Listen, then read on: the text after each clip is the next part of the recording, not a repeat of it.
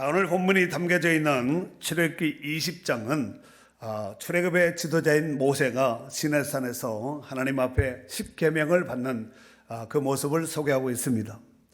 이런 이스라엘 백성들이 출애굽 이후에 가나안 땅에 입성하게 되면 어떻게 살아가야 할지에 대한 법과 같은 규칙에 대한 말씀이라고 볼 수 있습니다. 그 중에서 이제 20장 가운데서 그 중에서 오늘 본문의 말씀은 우상 제작 금지와 그 다음에 하나님 앞에서 제사하는 제단에 관한 지침 내용을 소개하고 있습니다. 두 가지예요. 우상 제작 금지법과 그 다음에 하나님 앞에서 제사하는 제단에 관한 지침에 대한 내용이라는 말씀입니다. 이는 이스라엘 백성들이 조만간에 이제 머지않은 시점에서 이제 가나안 땅에 입성하게 될 그 땅은 이미 가나안 땅 우상 천지입니다. 이런 상황 속에서 그들이 우상에 물들지 않고 하나님을 온전히 경외하게 하기 위해서 바로 하나님께서 말씀을 주신 명령이라고 볼 수 있습니다.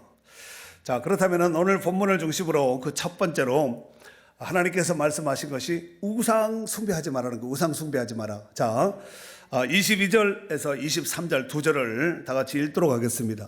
여호와께서 너는 이스라엘 자손에게 이같이 이르라. 내가 하늘로부터 너희에게 말하는 것을 너희 스스로 보았으니 너희는 나를 비겨서 은으로나 금으로나 너희를 위하여 신상을 만들지 말고. 아멘. 자, 지금 현재 이스라엘 백성들은 모세로부터, 그러니까 모세가 하나님께로부터 십계명을 받을 때에 그 곁에서 먼발치지만 구름 가운데서 음성을 듣고 또 모세가 하나님께로부터 십계명을 받았던 이 모습을 다 눈으로 목도했습니다. 보았습니다. 이런 입장에서 그들이 굉장히 두려워합니다. 그 내용이 이제 18절서부터 21절까지 앞단락에 소개하고 있습니다. 그래서 하나님께서 말씀하시기를 너는 이스라엘 자손에게 이같이 이르라. 내가 하늘로부터 너희에게 말한 것은 너희가 스스로 보았으니 보지 않았느냐. 너희는 나를 비겨서 은으로나 금으로나 너희를 위하여 신상 만들지 말라. 이렇게 말씀하고 있습니다. 여기서 나를 비겨서 했는데 나를 비겨서라는 말은 나와 더불어 나와 나란히 같이 하여 라는 뜻입니다. 그러니까 우상을 만들어서 하나님을 동일시하든가 아니면 인위적으로 자기네들의 머릿속에 생각하는 그런 인위적인 하나님을 만들지 말라라고 말씀하고 있는 것입니다. 하나님께서 우상 숭배를 얼마나 끔찍하게 싫어하셨으면은 십계명 가운데서 첫 번째 계명이 너는 나 외에 다른 신을 내게 두지 말라고 말씀하신 말씀이겠습니까? 뿐만 아니라 이 계명을 통하여 십계명 가운데서 이 계명을 통하여 1계명에 대한 부분을 좀 더 구체적으로 말씀하시기를 뭐라고 말씀하셨냐면은 하늘과 땅에 있는 그 어떤 우상이든지 만들지 말고 그것을 섬기지 말라고 말씀하셨는데 그 내용이 앞단락에 앞에 4절과 5절에 기록을 하고 있습니다. 한번 4절 5절 한번 읽어줘 보세요. 너를 위하여 새긴 우상을 만들지 말고 또 위로 하늘에 있는 것이나 아래로 땅에 있는 것이나 땅 아래 물속에 있는 것에 어떤 형상도 만들지 말며 그것들에게 절하지 말며 그것들을 섬기지 말라. 나 내 하나님 여호와는 질투하는 하나님인즉 나를 미워하는 자의 죄를 갚되 아버지로부터 아들에게로 3, 4대까지 이르게 하거니와. 아멘.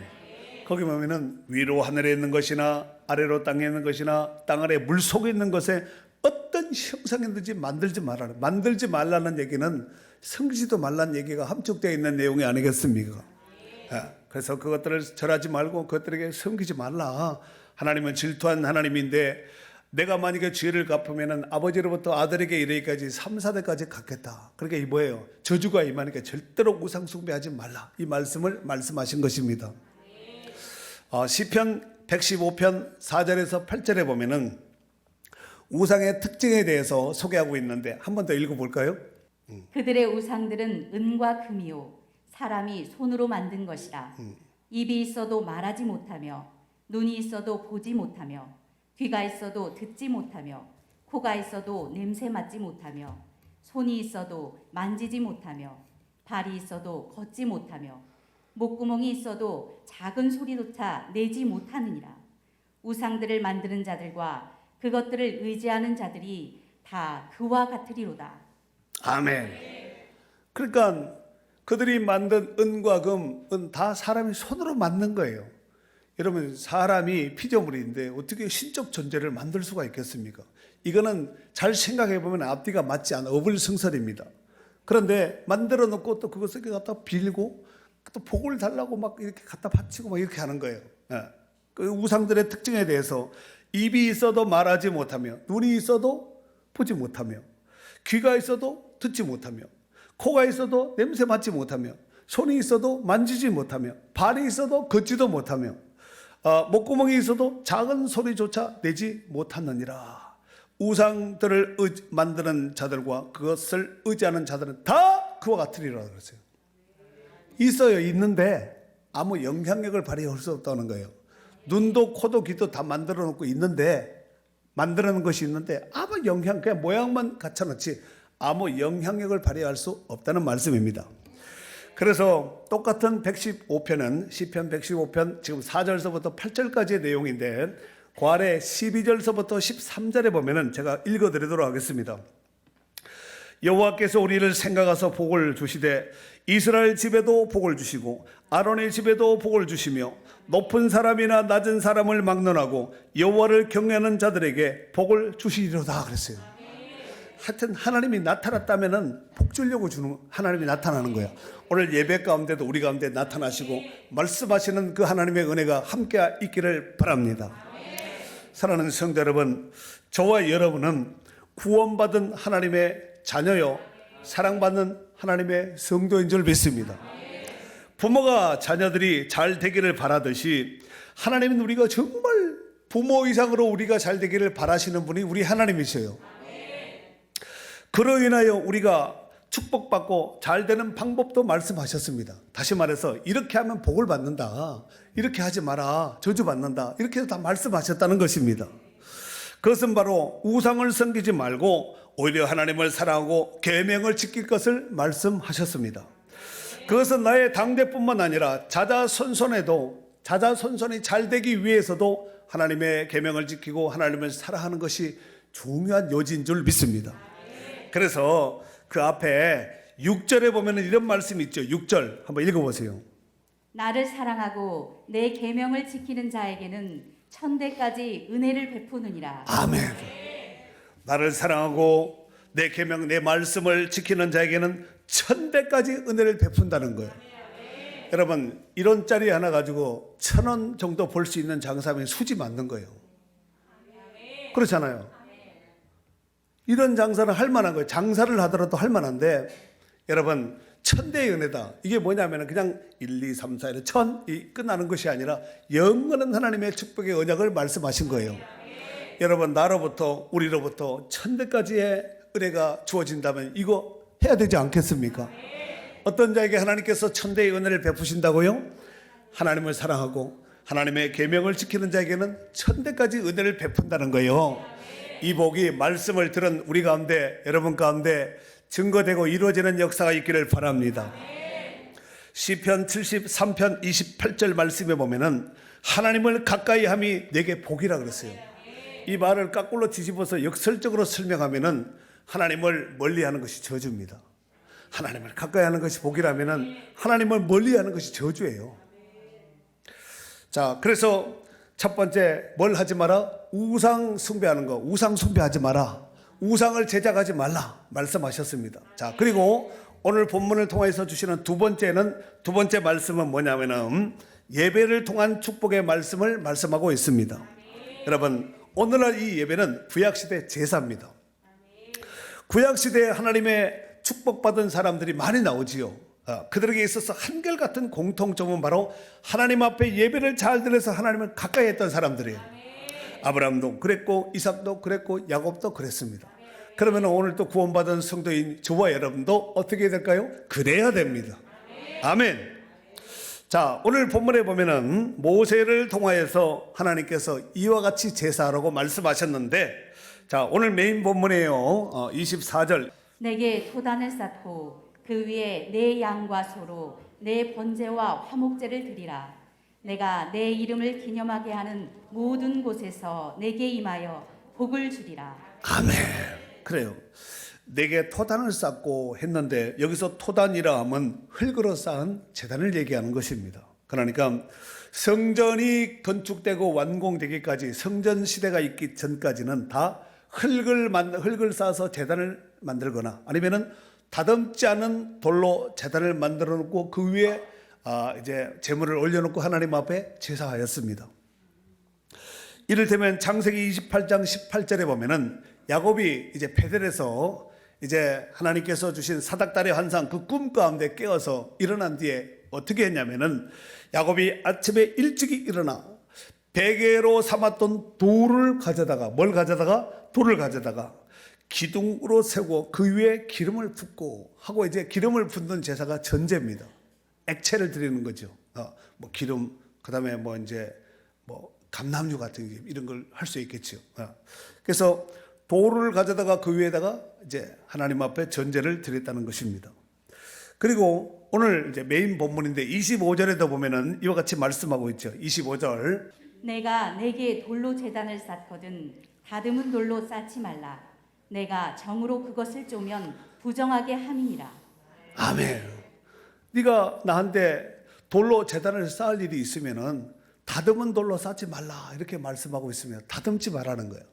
망치되거나 정을 대서 쫓거나 갈거나 깨거나 이렇게 하지 말라는 그대로 그 모습 그대로 올려서 제단을 쌓아서 제물을 드리라고 말씀하고 있습니다. 그렇다면 왜 하나님께서 잘 다듬으면 이쁜 제단이 나타날 거 아니에요.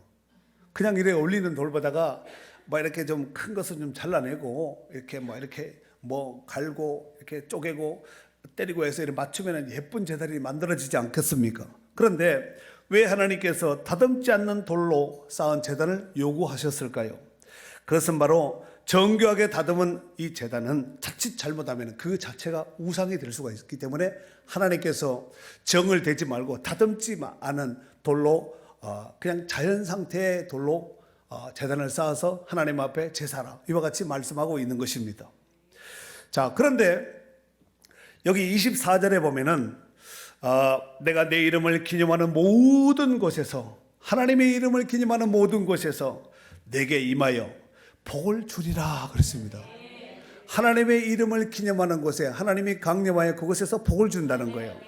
우리가 지금 예배를 통하여서 하나님의 이름을 기념하는 정말 귀한 시간인 줄로 믿습니다. 하나님께 영광 돌리는 오직 하나님께만 초점 맞춰야 됩니다. 그렇다면 이곳에도 하나님께서 복을 주시는 축복된 은혜가 있는 처소인 줄 믿습니다. 자, 여기서 내게 임하여 복을 주리라 했는데 여기서 복은 바라크라는 단어를 씁니다. 바라크.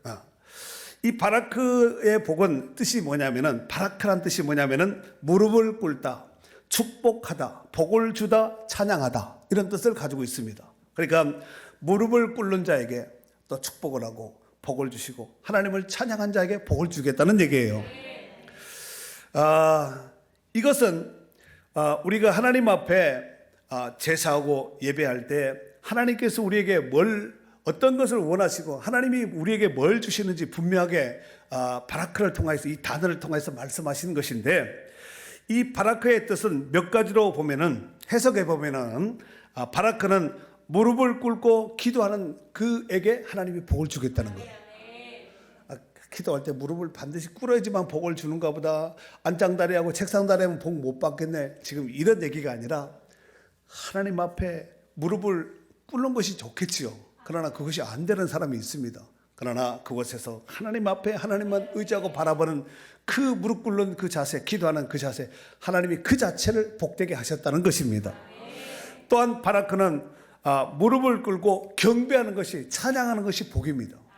앞에서는 무릎을 꿇고 하나님 앞에 기도하는 것이 복이라고 말씀을 드렸고, 또 두 번째는 하나님 앞에 무릎을 꿇고 경배하고 찬양하는 그 자체가 복이에요. 내려오고 안 내려오는, 여러분 하나님 앞에 무릎 꿇고 기도하는 거 아무나 하는 것이 아니에요. 아무나 하나님 앞에 기도하는 것이고 아무나 하나님 앞에 찬양하는 것이 아니라는 것입니다.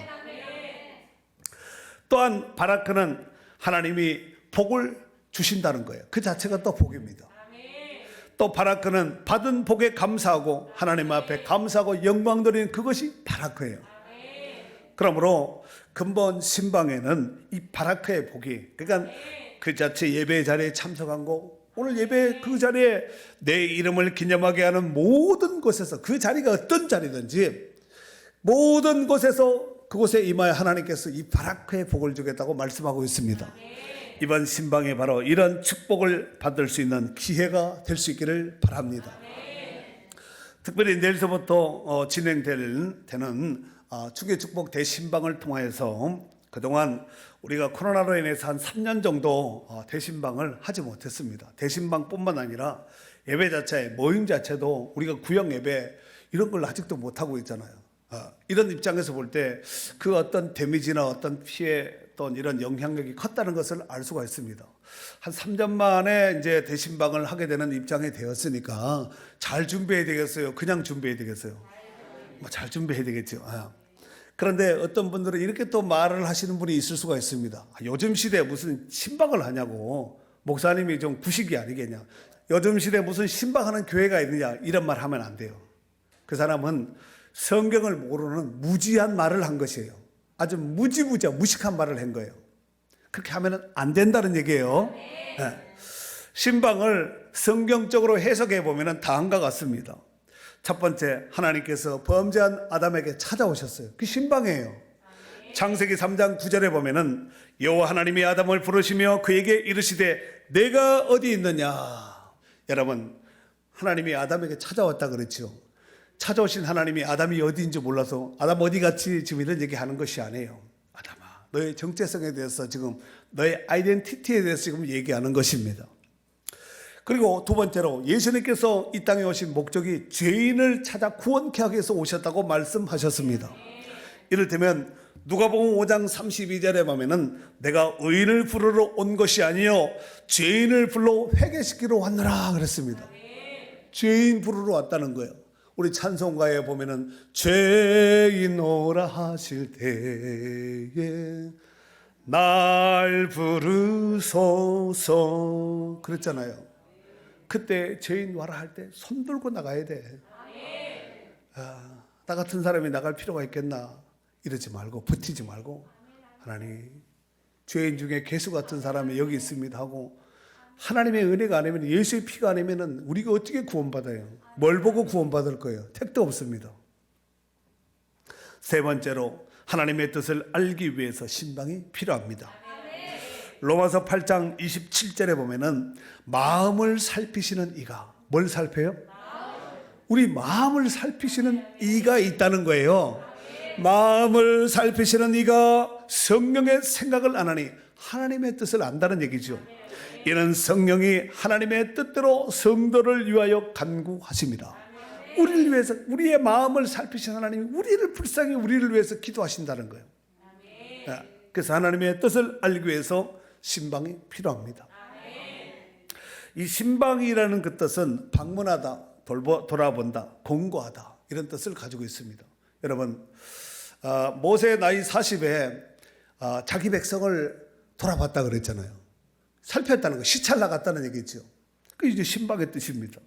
이러보건대 신방은 찾아오신 그분이 우리를 위로하시고 우리를 권면하시고 축복하시고 격려하시는 것이 신방이에요.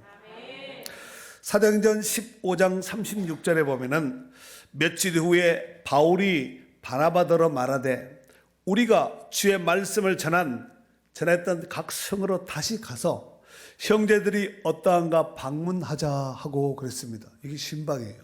그냥 해놓고 방치시키면 안 되고 해놓고 돌아봐야 되는 거예요. 알을 놓고 방치시면 안 되고 돌아봐야 된다니까요.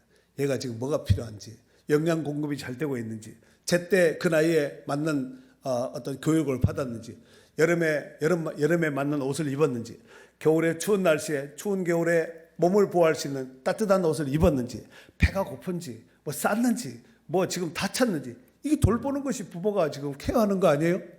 그게 신방이라는 얘기예요. 그 다음에 말씀으로 바로 세우는 일을 하기 때문에 신방이 중요해요. 골로새서 1장 28절에 보면은 우리가 그를 전파하여, 그는 예수님이에요. 예수님을 전파하여 각 사람을 권하고 모든 죄로 각 사람을 가르치면 각 사람을 그리스도 안에서 완전한 자로 세우려 함이니 그랬습니다. 여기서 완전하다는 것은 신처럼 완벽한 자가 아니라 온전하게 세우기 위함이라는 것입니다. 이로 인해서 사도 바울도 그가 다니면서 세웠던 교회들을 자주 방문하면서 신방을 했습니다. 그래서 환난 많고 핍박 많은 그 1세기 당시에 교회와 성도들을 하나님의 말씀으로 권면하여서 제자들과 성도들을 믿음으로 굳게 세웠던 그 신방을 사도 바울도 부지런히 열심히 하려고 했다는 거예요. 그 신방이 필요해요, 안 필요해요? 또한 신방을 통해서 얻는 유익은, 여러분, 제가 신방을 가면 지금 주일날 여러분의 형편을 다 몰라요. 그런데 제가 이제 신방을 가면은 이제 가정 형편과 뭐 이제 개인적인 이야기를 들을 거 아니에요. 뭐 큰 아들이 이랬어요, 작은 아들이 이랬어요, 뭐 시집 관계 이랬어요, 뭐 얘가 군대 갔다 왔어요, 뭐 대학을 뭐 학교 갔어요, 뭐 이런 뭐 다변한 이야기, 개인적인 것을 들을 수 있지 않겠습니까? 그래서 성도들의 형편을 잘 헤아리면은 제가 목회를 잘 할 수가 있습니다. 또 신방을 통해서 얻는 유익은 영혼 구원함을 위함입니다. 여러분 봤을 때 그냥 목회하는가 보다 이렇게 생각할지 모르겠지만 저는요, 목 내놓고 했습니다. 지금 우리 성도들이 있어서 제가 얼마나 행복해요.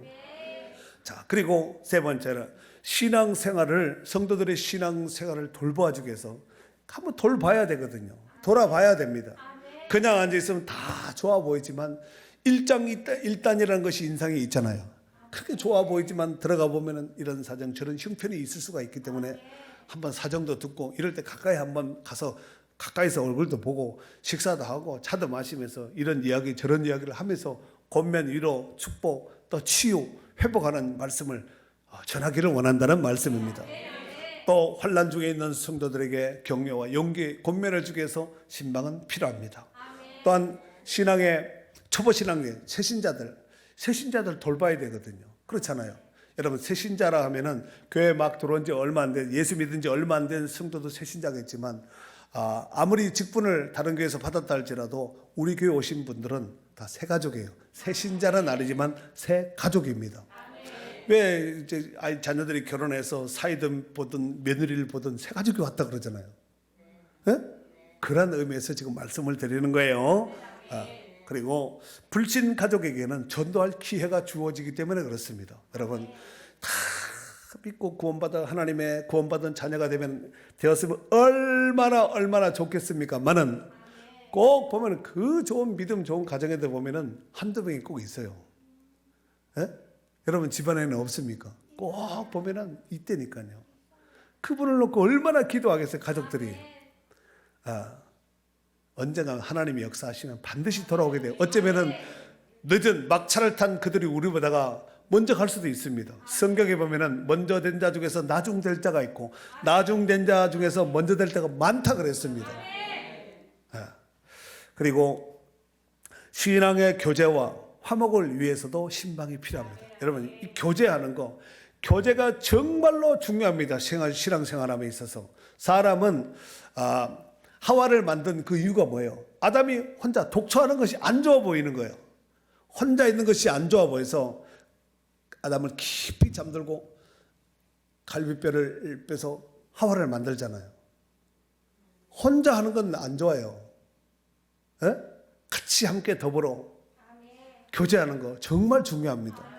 이 바쁜 현대인들의 삶 속에서 마음과 시간에 여유가 없어서 쉽게 교제의 시간을 내기가 쉽지 않습니다. 차 한 잔 마실 수 있는 시간도 정말 내기가 쉽지 않은 것이 오늘날 현실입니다.